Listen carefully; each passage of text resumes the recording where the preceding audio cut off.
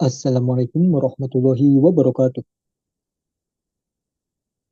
Perkenalkan, nama saya Muhammad Rifki Indriawan dari kelas TI 24J dengan NIM 20240040102. Di sini saya akan memaparkan hasil dari proyek saya tentang REST API menggunakan public API. Di sini saya mengambil API raw.io untuk mengimplementasikannya kepada sistem saya yang bernama Gaming.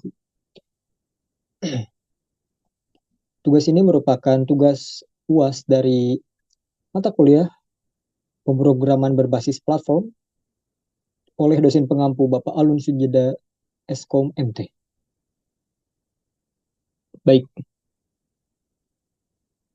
selanjutnya saya masuk ke bagian pendahuluan. Latar belakang, dengan perkembangan industri game yang semakin pesat, pengguna membutuhkan platform yang dapat membantu mereka menemukan, mengorganisir, dan melacak game-game favorit mereka. Gamingku hadir sebagai solusi REST API yang terintegrasi dengan Rogue.io yang merupakan API publik yang menyediakan sistem manajemen game dengan autentifikasi pengguna, favorites, wishlist, juga riwayat penelusuran. Tujuan dari proyek ini, yang pertama adalah untuk membangun REST API untuk platform discovery game.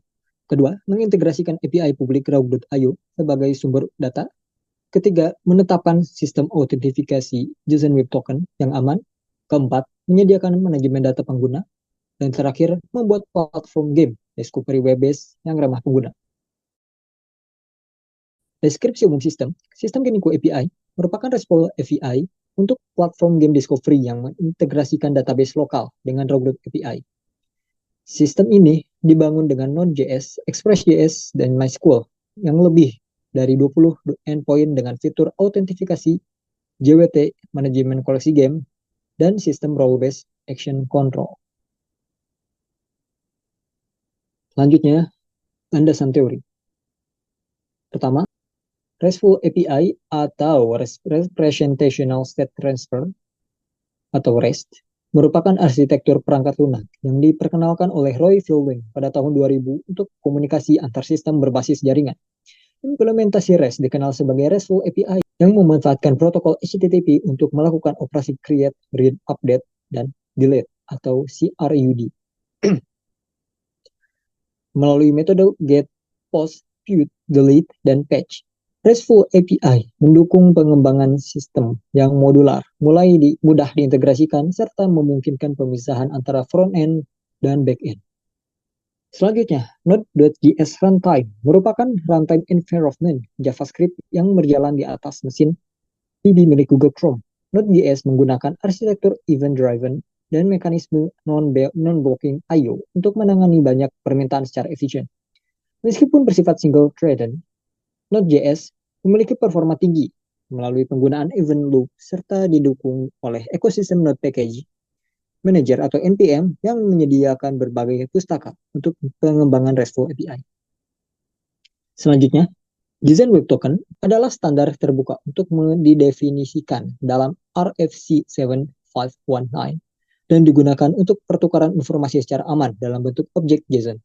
JWT umum digunakan dalam proses autentifikasi dan otorisasi pada aplikasi web karena bersifat stateless sehingga server tidak perlu menyimpan sesi pengguna. Integritas data pada JWT dijaga melalui tanda tangan digital dengan struktur token yang terdiri dari header, payload, dan signature.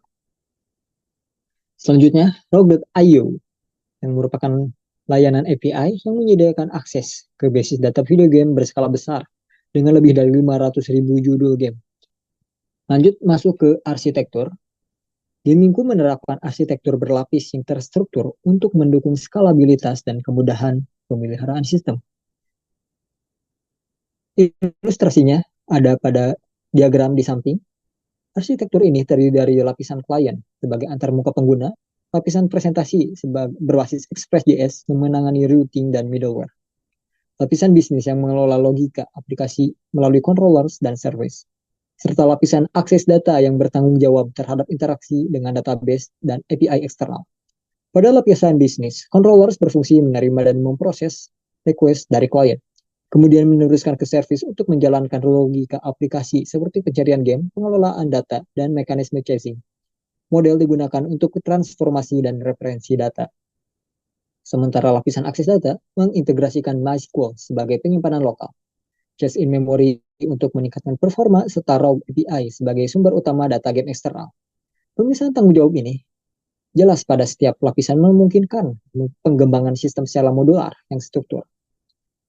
Pendekatan layered arsitektur ini memudahkan proses pengujian dan maintenance, meningkatkan fleksibilitas dalam penambahan fitur baru, serta mendukung optimasi performa melalui penerapan strategi chasing yang efektif di berbagai bagian sistem. Selanjutnya masuk ke perancangan table. Di sini saya mengambil 4 table yang merupakan table user, recently view, favorite, star wishlist. Saya mengambil 4 table ini karena melihat dari website-website berbasis game lainnya, table-table 4 ini sangat krusial untuk membangun ekosistem dari web tersebut. Table user berperan sebagai inti sistem karena seluruh operasi bergantung pada identitas pengguna, mencakup data autentifikasi, profile, dan role untuk kontrol akses. Table favorite dan wishlist dirancang terpisah untuk mendukung relasi many-to-many antara user dan game. Dengan perbedaan tujuan bisnis, favorite menyimpan game yang disukai, sedangkan wishlist menyimpan game yang ingin dimainkan di masa mendatang. Table recently view menggunakan pendekatan log base dengan batas penyimpanan 20 item untuk menjaga performa. Seluruh table relasional memiliki virgin key ke user.id dengan aturan on delete cascade untuk menjaga konsistensi data. Relasi bersifat one-to-many ralat tadi, dan juga one-to-many-nya dari user ke masing-masing table koleksi. Unique constraint ditetapkan pada favorite dan wishlist untuk mencegah duplikasi data, sementara listen review tidak menerapkan agar riwayat akses tetap terekam. Penyimpanan data game dalam format JSON digunakan untuk mengurangi operasi join dan meningkatkan performa query. Bisa dilihat ERD-nya. Selanjutnya masuk ke bagian struktur. Strukturnya bisa dilihat di samping, di mana struktur Project Gamingku menerapkan prinsip separation of concern dengan arsitektur berbasis layer. Folder config menyimpan konfigurasi sistem seperti database, cache, dan API eksternal. Folder controllers menangani logika bisnis dan memproses request response. Juga ada folder models yang berfungsi sebagai lapisan transformasi data, root yang mengatur pemetaan endpoint secara modular, dan middleware yang menampung fungsi autentifikasi, logging, serta error handling. Folder models mengonversi dan membersihkan data dari database maupun API eksternal, yang menjadikan objek JavaScript yang konsisten dan aman sebelum dikirimkan ke frontend. Controllers bertanggung jawab memproses request HTTP, berinteraksi dengan database dan API, melakukan validasi, serta menghasilkan respon JSON. Root berperan sebagai penghubung antara URL dan controllers dengan menetapkan middleware sesuai kebutuhan akses. FileServer.js menjadi entry point aplikasi yang menginisialisasi server Express.js, mengatur middleware global seperti CORS dan parsing JSON, menghubungkan database, mendefinisikan routing API, serta menangani proses startup dan error handling server. Selanjutnya masuk ke dalam sistem autentifikasi, di mana sistem autentifikasi ini menggunakan middleware dalam folder middleware dengan file out.js yang berfungsi sebagai guardian system yang memvalidasi token JSON Web Token atau JWT pada setiap request ke protected endpoint, di mana protected endpoint ini adalah endpoint yang mengharuskan pengguna harus login terlebih dahulu. Middleware ini mengekstrak token dari header authorization, memverifikasi game simulator menggunakan JWT_secret, menyediakan dua fungsi utama. Yang pertama, out untuk memvalidasi keberadaan dan validitas token JWT. Lalu ada authorize role yang memeriksa role user terhadap array roles yang diizinkan. Bisa dilihat diagramnya di samping, yang dimana diagram tersebut memiliki alur sebagai berikut. Pertama, klien mengirimkan kredensial, yaitu email dan password, untuk di-post dengan endpoint /API/auth/login. Server memverifikasi kredensial terhadap database. Selanjutnya, jika valid, server menghasilkan JWT dengan payload di user data. Selanjutnya, token dikembalikan ke klien dan disimpan di local storage. Lalu, klien menyimpan token di header authorization untuk setiap request berikutnya. Selanjutnya, middleware out memverifikasi signatur dan expire token, yang dimana expire tokennya ada 7 hari. Dan jika valid, request diproses. Jika tidak, mengembalikan 401 unauthorized. Selanjutnya, ada bagian implementasi package serta beberapa middleware lanjutan. Selanjutnya ada logger, yang dimana middleware yang diimplementasikan untuk monitoring real time dan debugging system. Logger mencatat setiap request dengan format terstruktur yang mencakup timestamp, HTTP method, endpoint URL, status code response, dan response time, juga user engine. Selanjutnya ada Chess, yang dimana game data management mengintegrasikan internal database dengan external rogue API melalui chasing. Gamingku menggunakan multi-layer chasing untuk optimasi performa. Node.js sebagai in-memory chase menyimpan data sementara seperti hasil pencarian dan game populer dengan time to live 5-10 menit. Sistem mengikuti chase aside pattern, yang dimana cek chase terlebih dahulu. Jika tidak ada, ambil dari sumber lalu simpan ke dalam chase. Oke, berikutnya di sini ada list endpoint, yang dimana sistem Gamingku dibuat dengan 26 endpoint sebagai solusi komprehensif karena mencakup seluruh kebutuhan fungsional aplikasi game discovery platform, mulai dari autentifikasi manajemen user, pencarian game, hingga fitur personifikasi seperti favorite dan wishlist. Jumlah ini dipilih untuk memastikan setiap fitur memiliki endpoint khusus yang spesifik mengikuti prinsip single responsibility, sekaligus menghindari endpoint yang terlalu kompleks dengan banyak parameter. 26 endpoint merupakan sweet spot antara kelengkapan fitur dan kemudahan maintenance, di mana setiap endpoint memiliki tujuan yang jelas, respon yang konsisten, dan mengikuti standar REST API yang baik tanpa membuat sistem menjadi terlalu rumit atau terlalu sederhana. Selanjutnya ada sedikit pembahasan front-end. Front-end Gamingku dikembangkan sebagai single page application atau SPA berbasis vanilla JavaScript yang mengadopsi prinsip-prinsip arsitektur modern tanpa ketergantungan pada framework eksternal. Pendekatan ini berdasarkan pertimbangan kesederhanaan performa dan maintainability untuk proyek dengan skala menengah. Sistem ini menerapkan pola model View Controller atau MVC implisit, di mana komponen HTML berperan sebagai view, JavaScript sebagai controller, dan API backend sebagai model. Arsitektur frontend mengikuti prinsip separation of concern dengan pemisahan jelas antara yang pertama, presentation layer yang oleh HTML atau CSS untuk struktur dan styling. Kedua, ada business logic layer oleh JavaScript untuk logika aplikasi, dan ada data access layer oleh API accommodation untuk integrasi backend. User experience fitur mencakup hover effect dengan micro interaction model sistem dengan backdrop blur dan toast notification untuk user feedback. Accessibility diimplementasikan dengan semantic HTML, keyboard navigation, dan area attribute. Form validation memberikan real-time feedback dengan error message yang jelas.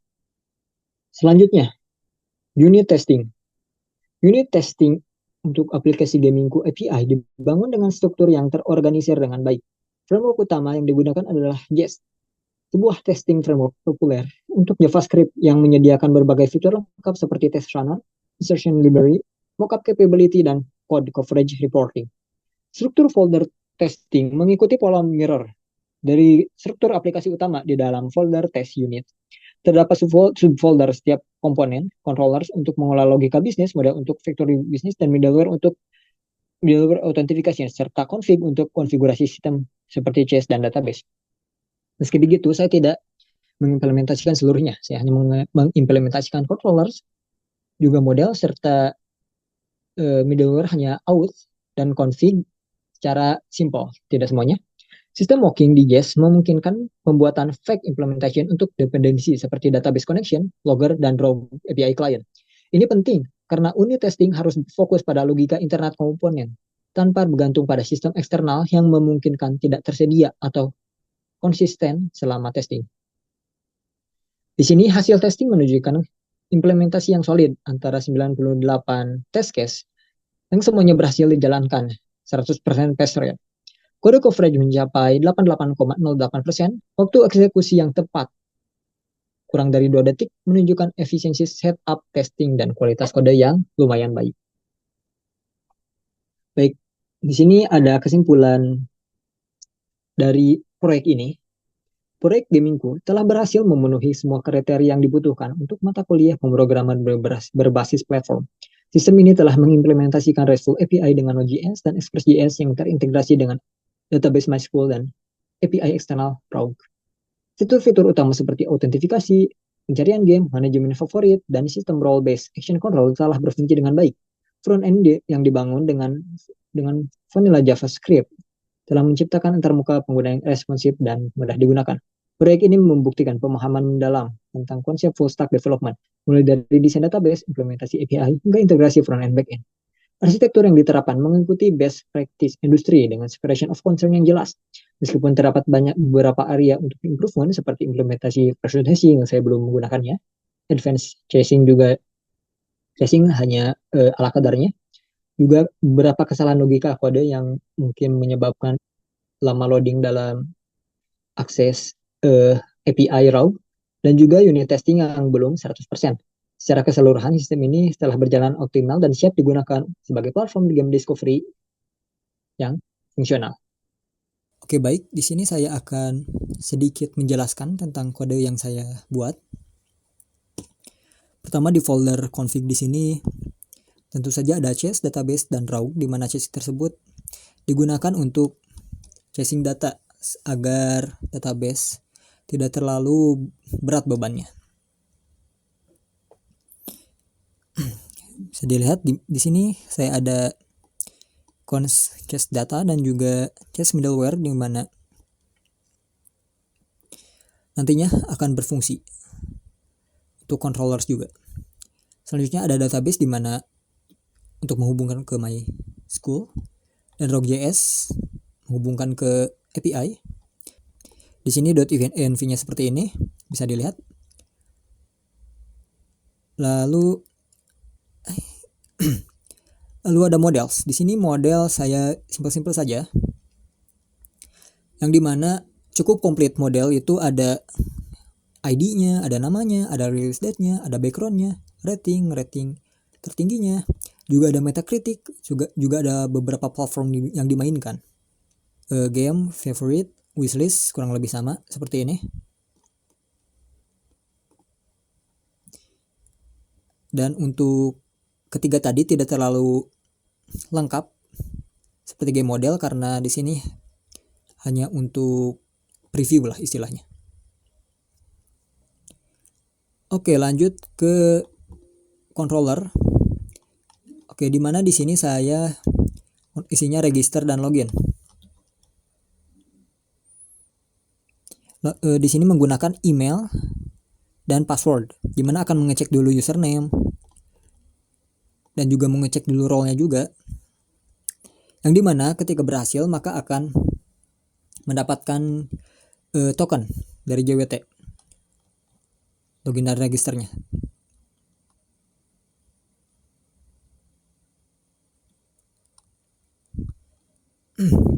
Oh ya, di sini untuk pemisahan role itu admin bisa mendapatkan menu baru, yaitu menu admin untuk mengelola user. Lalu di sini ada favorite yang terdiri dari 3 endpoint, yaitu add, get, dan remove. Ini basic saja.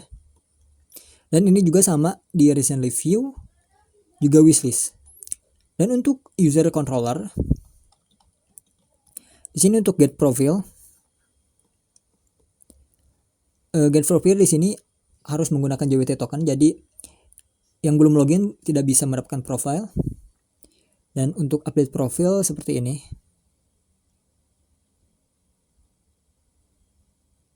Nah, untuk delete account, ini delete account untuk dari pribadi. Nanti ada pemisahan untuk admin. Nah, di sini get all user, ini itu oleh admin. Nah, bisa dicek tuh. If user role admin, bukan admin, maka gagal gitu. Nah, jika benar maka akan diakses. Nah, jika admin login akan dapat 2 endpoint baru, yaitu get all user dan delete user by ID. Tapi admin tidak bisa menghapus dirinya sendiri.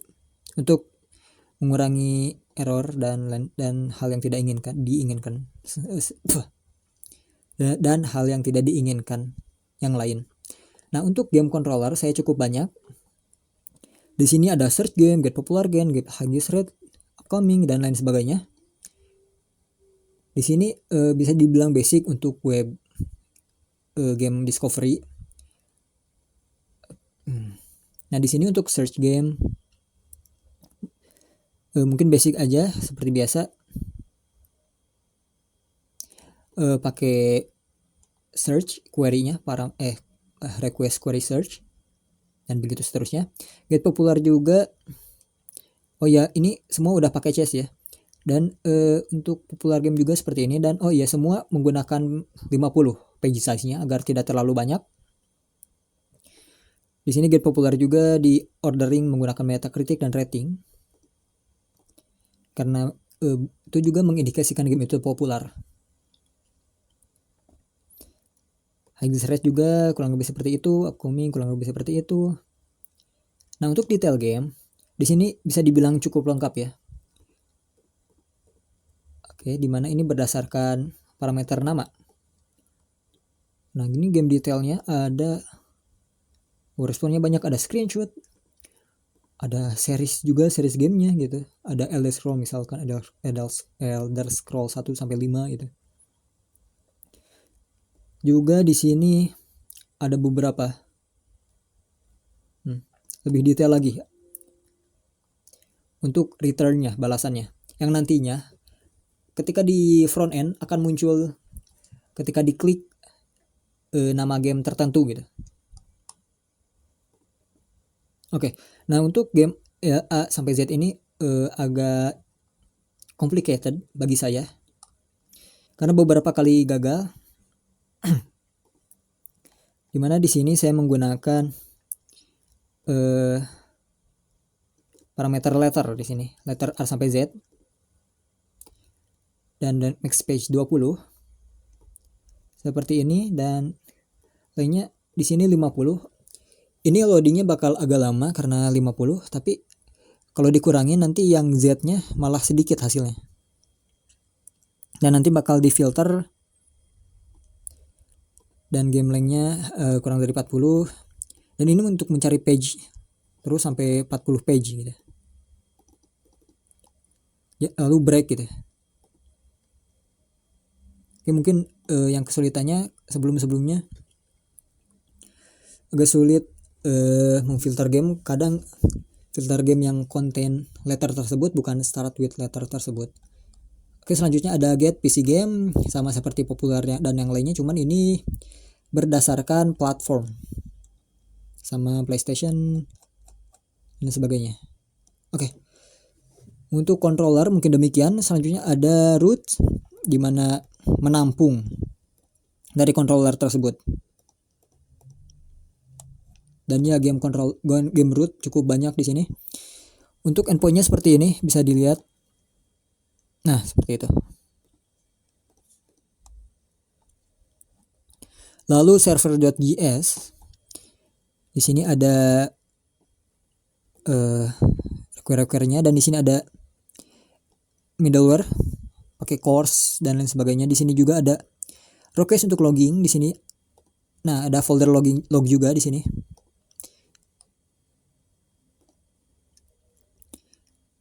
Lalu ini root, ini diimport, dan ini API root. Nah, yang dimana di sini harus ada authentication.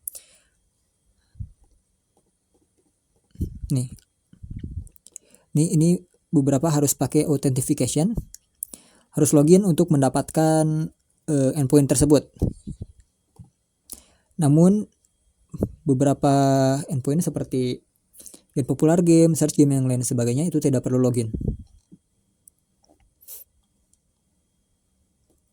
Ini ada error handling.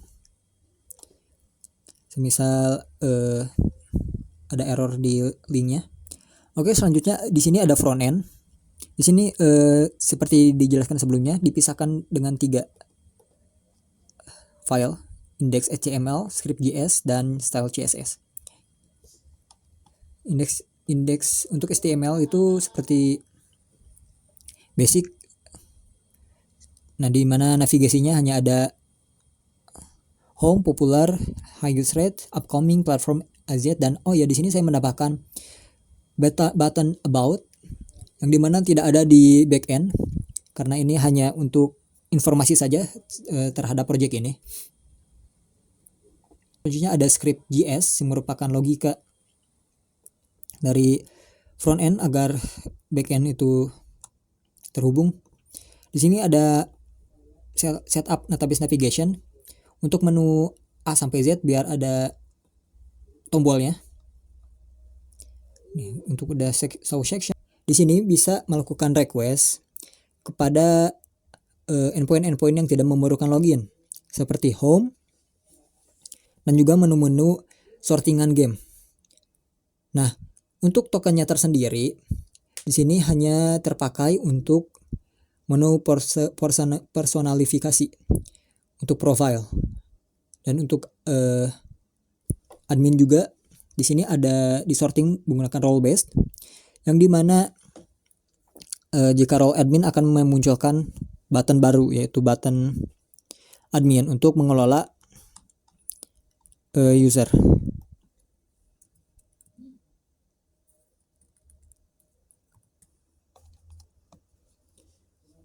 Oke, untuk front end-nya seperti ini. Bagian home-nya mungkin saya logout dulu. Oke, untuk tampilan yang logout ini seperti ini, belum login, tapi bisa mengakses popular, highest, upcoming, platform, dan sorting A sampai Z. Juga about karena ini hanya di front end.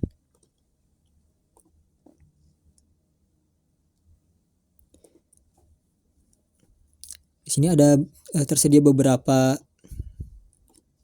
pemisahan. Yang pertama ada section menggunakan hitam-hitam seperti ini, juga ada card. Kalau card seperti ini. Card seperti ini, dan ketika gamenya diklik maka akan memunculkan detail game. Itu mau di mana saja, mau yang di platform.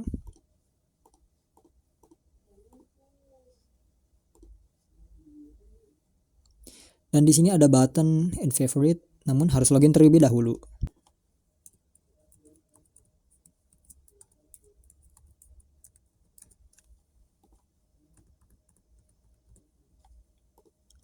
Oke. Nah, untuk register di sini harus login lagi.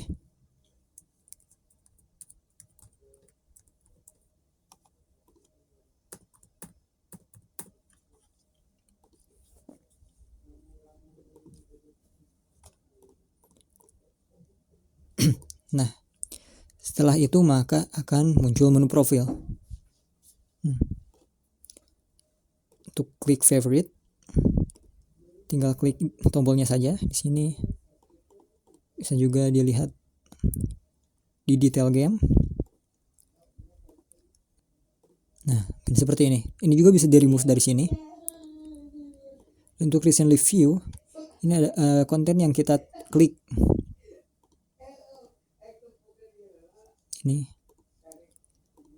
akan masuk ke recently view. Nah, selanjutnya ada setting. Di sini bisa mengupdate profil. Nah, di sini kalau user tidak ada menu admin. Semisal saya masuk ke akun admin, maka akan muncul menu baru yaitu menu admin. Selanjutnya nah, aktivitas tadi tentunya terbaca di log seperti ini tuh. Ada info, get, pause, get juga. Ada info juga tadi mengupdate. Mungkin cukup sekian dari saya. Mohon maaf jika banyak kekurangan dari presentasi ini, juga project ini. Wassalamualaikum warahmatullahi wabarakatuh.